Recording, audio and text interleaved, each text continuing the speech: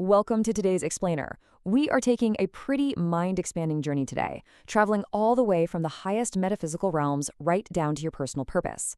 We're going to be decoding the profound cosmology laid out in our source material, exploring how the universe is structured, how spiritual energy actually operates, and what this all means for the human experience. Here's our roadmap for today. We'll start with the Tathagata realm, move into the true nature of light, deconstruct space and time, examine evolution and harmony, and finally, wrap up with the universal eternal law.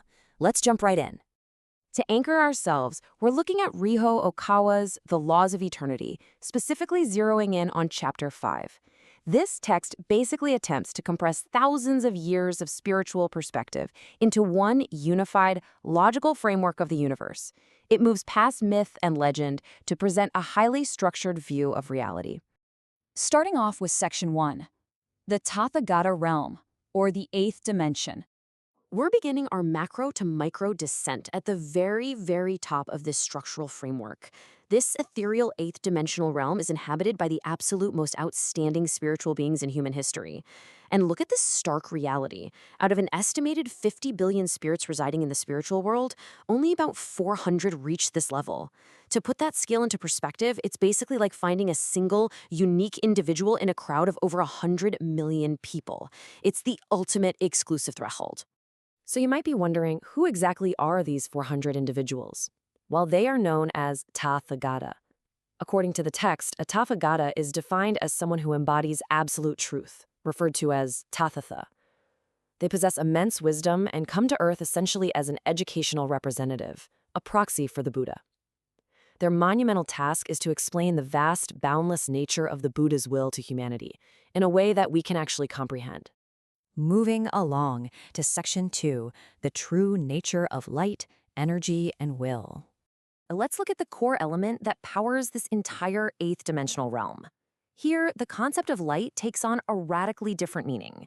The Buddha's light isn't just physical sunshine, right? It's defined as an active, energetic life force. It literally contains will, intention, and character. It's a wildly positive, creative energy. On the flip side, darkness isn't some opposing, active, evil force.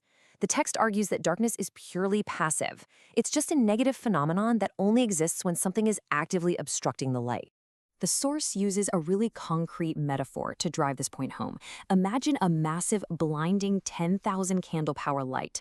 If you place a simple rock in front of it, it casts a shadow. That shadow, that darkness, has absolutely no independent power of its own. It only exists because the rock is blocking the light's natural tendency to travel forward. This is exactly how the text frames the concepts of good and evil. Good is an active, existing force, while evil is merely the passive absence of that good. Which brings us to Section 3, Essence of Space and Time. We are deconstructing reality here. To understand where this active light actually operates, we need to completely unlearn our three-dimensional biases for a second. The text challenges us to ask ourselves what space and time truly are from a multidimensional perspective, especially from the vantage point of the fourth dimension and beyond, where physical length, width, and height just don't apply in the way we're used to. To answer that, the source reveals three essential building blocks of creation. First up is light, which we've established is that active energy. Second is true space, and space is simply the field where that light acts and creates phenomena. No field, no space. And third, time. Time is the necessary flow that allows the light to actually move and realize its activity. Without time, the text argues, everything would just be a frozen, floating mirage. So light, space, and time form the foundational trinity of the universe. Now for Section 4, Evolution and Harmony, Humanity's Guiding Principles.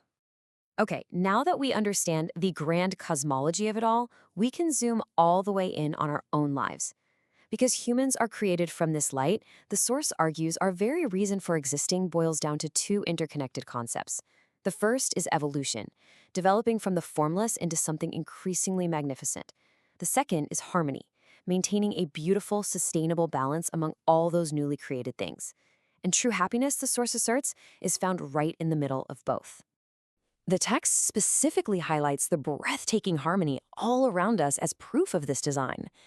Just look at the precise balance between plants, animals, and humans, the delicate equilibrium between the sun, the earth, and the moon, the rhythm of day and night, and the geographical split of sea and land.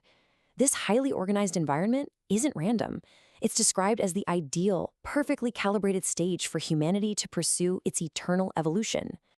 Finally, Section 5, the universal eternal law, the system of truth. This is the overarching rulebook of the cosmos. The law itself is entirely based on evolution and harmony, and it gives us a really clear directive. True evolution isn't selfish. It requires us to take our personal progress, our individual evolution, and harmonize it by giving it back to society. Adjusting our own growth for the benefit of the whole universe is the very essence of the eternal law. You evolve, sure, but you evolve to elevate the collective. As we conclude this explainer of the eighth dimension, the nature of light, and the rules of reality presented in the source, I want to leave you with this final, provocative thought. If the universe is built on a foundation of active light, structured by a multidimensional field of space and time, and guided by the ultimate principles of evolution and harmony, how will you return your personal progress back to the whole? Are you ready to walk this path of eternal evolution? Thank you so much for exploring these incredible concepts with me today.